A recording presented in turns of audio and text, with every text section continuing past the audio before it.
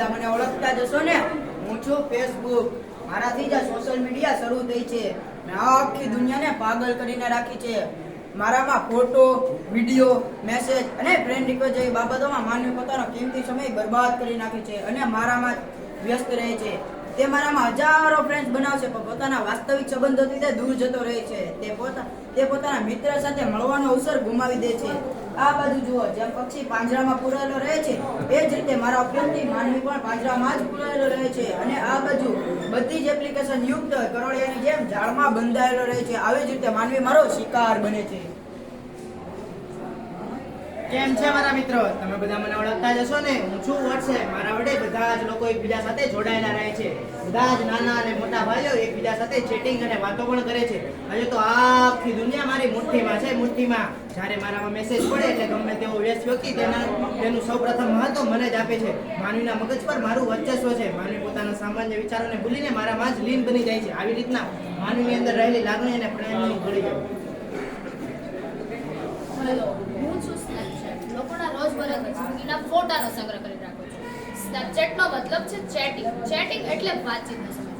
વાતચીતની સમયની વાત આવે છે ત્યારે તો મિત્રોની વાત આવે છે. મિત્રો પહેલા વાસ્તવિક જિંદગીમાં મળતા હતા પણ હવે ફોનની જિંદગીમાં મળતા નથી. કારણ કે હવે ફોનની અંદર, સ્નેપચેટની અંદર ચેટિંગ અને વાતચીત કરીને તે મિત્રો મળી શકે છે. એટલે તો તેઓ વાસ્તવિક જિંદગીમાં મળતા નથી અને તેઓના સંબંધ જુદા પડે છે.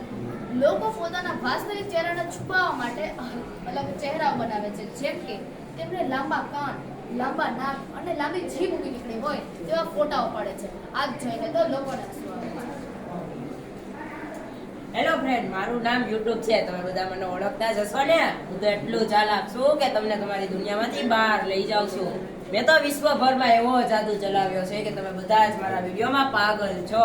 તમે મને એક વસ્તુ જણાવો કે તમને મારામાં શું જોવું ગમે છે, તો એ વસ્તુ તમને અલગ અલગ રીતે વિડીયો દ્વારા દેખાડ કરું. મનુષ્યને તો મનોરંજનની દુનિયામાં એવા પકડી રાખું છું કે તે કોઈ બહાર જ નીકળી શકતા નથી. એક પછી એક વિડીયો તમારા સામાજિક કે તમારા વ્યવહારિક જીવનમાં જોડતા અટકાવી રાખે છે. મનુષ્ય પોતાની બુદ્ધિનો તો ઉપયોગ જ નથી કરતો અને મને જોઈ બધા આંધળું અનુકરણ કરે છે. હું મનુષ્યની અમૂલ્ય કલાકને ખાઈ જાઉં છું. બાળકથી લઈ વૃદ્ધના મગજનું મારા કંટ્રોલમાં રાખું છું. હેલો મિત્રો, મારું નામ ગૂગલ છે. ગૂગલ હું એ પણ જાણું છું જે તમારા ભગવાન પણ નથી જાણતા. એ પણ નો બાદશાહ છું, બાદશાહ. મારા ઘણા બધા ફાયદાઓ છે. હું તમારા મગજમાં મૂંઝવતા પ્રશ્નનું સમાધાન કરું છું. એટલું જ નહીં, તમારા મગજમાં શું ચાલે છે એ પણ હું જાણું છું.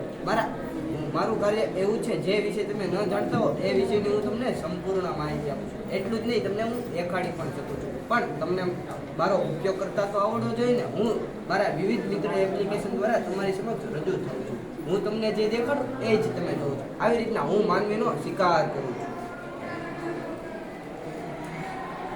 કેમ છો મિત્રો? હું ઇન્સ્ટાગ્રામ શું ઇન્સ્ટાગ્રામ અહીંયા લોકો મારામાં જ ખોવાયેલા હોય છે.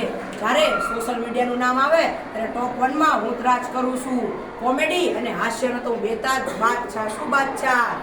આજકાલના સેલિબ્રિટીઓ મારાથી તો ફેમસ થાય છે અને એ જ વસ્તુ શું જે નાના બાળકોથી લઈને મોટા યુવાનોને પણ મારા વશમાં કરું છું. એટલે જ લોકોના મોંમાં એક જ શબ્દ, એક જ નામ, ઇન્સ્ટા ઇન્સ્ટા ઇન્સ્ટા. બેટા હું સેલિબ્રિટીઓના મનમાં વસું છું. વિશ્વભરના લોકોને સંસ્થાઓ સાથે જોડવા દઉં છું. હું હેશટેગ સામગ્રીને વ્યવસ્થિત અને વર્ગીકૃત કરવામાં મદદ કરું છું. અને ખોટી માહિતી, ધમકી અને ટ્રોલિંગનો તો હું સ્પેશિયાલિસ્ટ છું. સ્પેશિયાલિસ્ટ. લોકો મને નથી વાપરતા, હું લોકોના મનમાં રાજ કરું છું. એટલે જ તે સોશિયલ મીડિયાની દુનિયાનો તો હું બાદશાહ છું, બાદશાહ. હેલો મિત્રો, હું છું મોબાઈલ. મારી મદદથી તમે દેશની બધી જ બાબતની જાણકારી રાખી શકો છો. જેમ કે મીટિંગ ઇન્ડિયા, સ્વચ્છતા અભિયાન અને આંદોલનો મારા દ્વારા લોકપ્રિય બન્યા છે.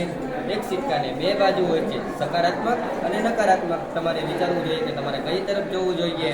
હું મોબાઈલ મારા આવવાથી બાળકો તો રમત ગમતને સાવ ભૂલી જ ગયા છે. મેં તમામ શારીરિક વિકાસને મેં રોકી દીધો છે. સ્થૂળતા અને આંખોની બીમારી મારા દ્વારા લાગુ પડે છે. બાળકો શરમ અને સંસ્કારને છોડીને ગુસ્સોને જીત કરવા લાગે છે.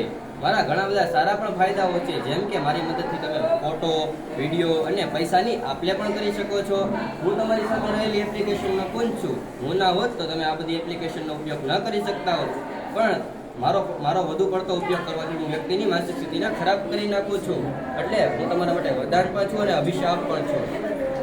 અંતે તો આપણે આ પૃથ્વી ઉપર વસનારા સજીવો છીએ. માણસ દ્વારા સર્જાયેલી આ ટેકનોલોજીનો આપણે વિવેકપૂર્ણ ઉપયોગ કરવો જોઈએ તો આપણે આપણી પૃથ્વીને સુરક્ષિત રાખી શકીએ.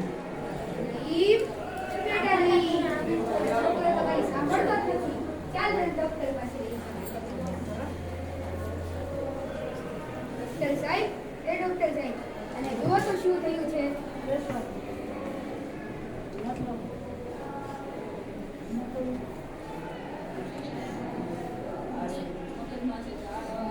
અને કાંઈ જ નથી થયું. મોબાઈલ અને સોશિયલ મીડિયાના વધુ પડતા ઉપયોગથી આ બાળક ડિપ્રેશનનો ભોગ બન્યું છે.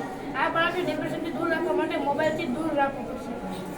તેના માતા પિતા, મિત્રો સાથે રમત-ગમત તથા મેદાની રમત તથા પરિવાર સાથે સમય વિતાવો. તેથી મોબાઈલ ફોબિયો જેવો કેન્સર રોગ પણ દૂર કરી શકાય છે.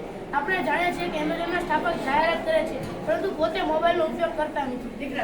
એટલા માટે બાળકને મોબાઈલથી દૂર રાખો. મોબાઈલમાંથી ગેમની એપો દૂર કરો અને મોબાઈલને હોલિડે રાખો, એટલે કે એક દિવસ છૂટી રાખો અને તમારા પરિવાર મિત્રો સાથે રમત-ગમત કે વાંચનમાં સમય ફાળવો. જેથી કરીને આવા બાળકો ડિપ્રેશન જેવા રોગથી બચી શકે.